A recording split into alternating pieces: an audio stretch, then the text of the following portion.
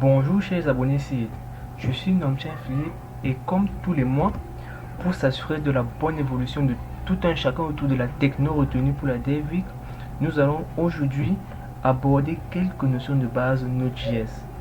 Je vous invite à poser toutes vos questions en dessous de cette vidéo et à vous rendre sur la plateforme site pour en savoir plus concernant nos Dev Week et de chaque mois. Dans le bout de ces vidéos, chacun pourra créer son petit serveur Node et ne serait-ce que pouvoir envoyer un Hello World à ce serveur. Tout d'abord, qu'est-ce que c'est Node? Node.js est un outil qui va vous permettre d'utiliser du JavaScript côté serveur. On peut donc profiter de toute la puissance du JavaScript hors du navigateur. On a donc toute nouvelle façon de développer des sites web dynamiques. Tout comme PHP fournit des pages HTML à un client après une requête, Node.js va permettre que ce soit plutôt du JavaScript qui va envoyer ces informations au client. Aussi, Node.js utilise le moteur V8 de Google. Ceci est un moteur développé par Google pour Chrome qui est très rapide et qui est open source. Node utilise ce moteur dont traite et exécute les instructions JavaScript très rapidement.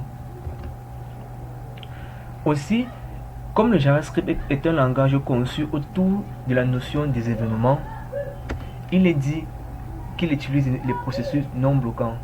Mais tout d'abord, qu'est-ce que c'est qu'un processus bloquant? Pour illustrer cela, prenons ce petit exemple. Disons que le serveur doit exécuter trois instructions: télécharger un fichier, afficher le fichier et faire autre chose. Sur un schéma bloquant, ces instructions seront exécutées de manière séquentielle, c'est-à-dire l'une après l'autre. Pourtant, sur un schéma non bloquant, pendant que le fichier se télécharge, tant qu'il n'est pas fini, tant que le téléchargement n'est pas fini, il va faire autre chose et c'est une fois que le téléchargement sera fini qu'il va afficher le fichier. Ceci permet un certain parallélisme dans l'exécution des instructions, ce qui fait gagner beaucoup de temps, comme illustre aussi cette image. Donc, il est vraiment important de pouvoir faire du parallélisme quand on exécute ces instructions et Node.js nous permet de faire cela sans souci. Maintenant, on va voir comment installer Node.js. Tout d'abord sur Windows, vous allez vous rendre sur la plateforme de Node.js. Comme vous pouvez voir, c'est une belle page avec beaucoup d'onglets. Vous allez venir cliquer sur Download. Vous allez vous rendre sur cette page. Et vous allez voir, il y a beaucoup d'autres informations disponibles. Vous pouvez télécharger son code source ou d'autres releases ou d'autres plateformes. Mais ce qui nous intéresse est celle en 32 bits ou celle en 64 bits, dépendant du système de votre machine. Personnellement, j'ai déjà Node.js. Et pour le lancer, c'est comme n'importe quel sous-secteur. Vous double-cliquez, vous exécutez. Et Node.js n'a pas besoin d'une configuration quelconque. Donc, vous allez juste faire du suivant jusqu'à la fin.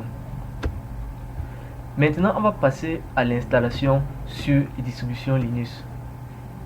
Vous pouvez décider de soit le faire en graphique avec les outils Linux déjà disponibles par défaut dans les systèmes, ou vous pouvez utiliser les lignes de commande. Vous allez commencer par taper sudo apt-get install python -6 software -6 properties espace python espace g++ espace make.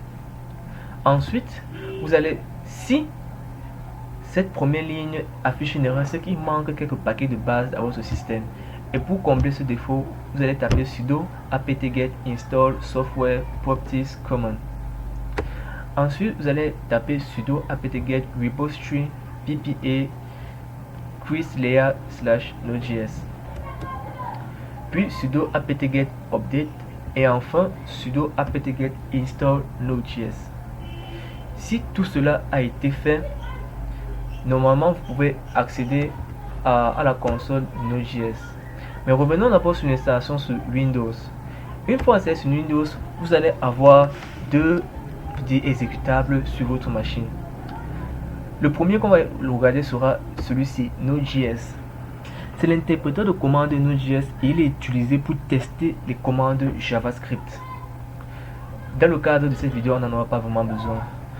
Le deuxième est Node.js Command Prompt. C'est une console de Windows configurée pour reconnaître Node.js. On passe par là pour exécuter ces programmes Node.js.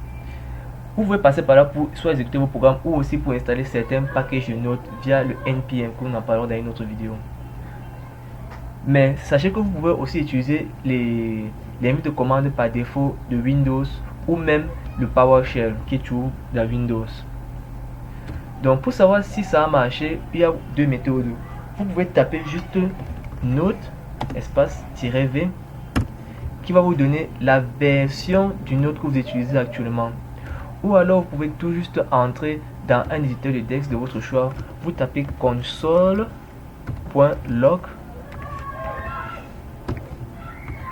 et à l'intérieur vous mettez, disons, bienvenue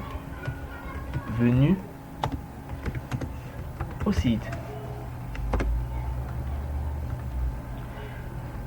L'endroit où vous allez enregistrer le fichier sera l'arborescence dans laquelle vous allez vous rendre pour pouvoir l'exécuter ici. Dans mon cas, je vais laisser directement à cet endroit, donc à cuser Philippe. Je suis déjà, disons, je vais l'appeler seed. Et il faudra l'enregistrer sur le format JavaScript. Oui. Une fois fini, vous venez dans votre console et vous tapez node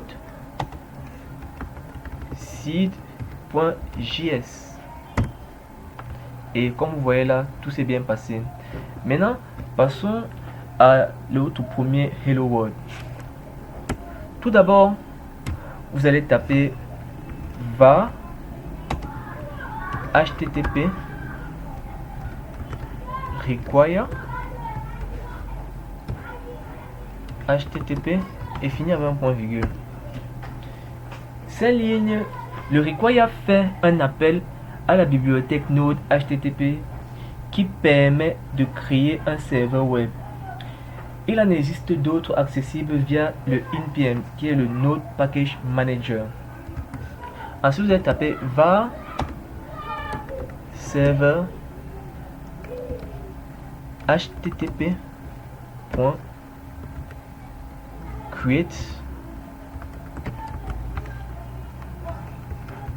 server. Ceci est une méthode qui va créer le serveur. HTTP est une méthode qui va créer le serveur qui sera enregistré dans la variable serveur. Il prend en paramètre une fonction généralement appelée la fonction callback.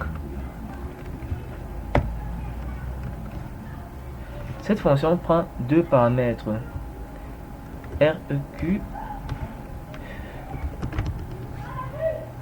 Le premier paramètre que j'ai appelé req est la requête du visiteur. Cet objet contient les infos sur ce que le visiteur a demandé. Ça peut être une page, des paramètres, un formulaire, n'importe quoi. Et RES est la réponse que le serveur va émettre. Cette réponse va envoyer au visiteur. Ensuite, vous allez taper res.writehead qui va prendre deux paramètres.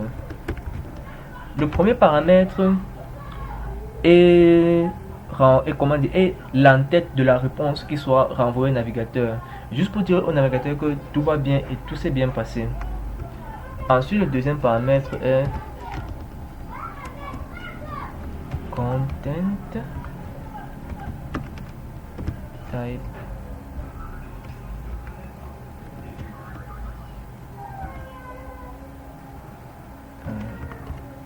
texte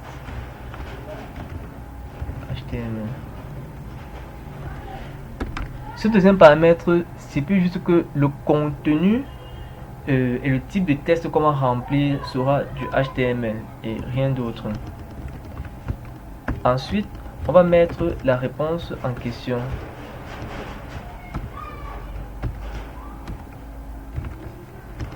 C'est ici qu'on va mettre notre Hello World.